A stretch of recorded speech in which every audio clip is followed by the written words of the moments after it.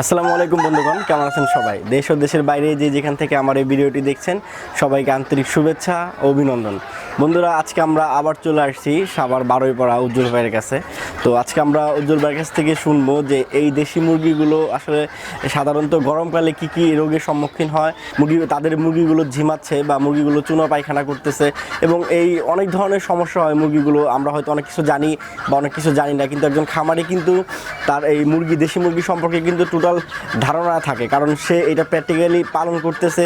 সে এটা একটা, আপনি নিজেও যখন একটা জিনিস পালন করবেন সবসময়, তখন কিন্তু সেটার প্রতি আপনার অনেক ভালো একটা আইডিয়া হবে বা ধারণা হবে যে এই দেশি মুরগিগুলো আসলে সাধারণত কী কী রোগে আক্রান্ত হয়, আপনি এটা খুব ভালো মতো বুঝতে পারবেন। এবং ঠিক তেমনই একজন অভিজ্ঞ খামারি যে উজ্জ্বল ভাই আছেন, যার ভিডিও আমরা প্রতিনিয়ত আপনাদের দেখানোর চেষ্টা করি, তার কাছে আমরা আবার চলে আসছি। আজকে আমরা এই দেশি মুরগি সম্পর্কে খুঁটিনাটি সব বিষয়টা জানবো এবং নতুন উদ্যোক্তা যারা আছেন তারা আসলে দেশি মুরগি খামারটি কেন করবে,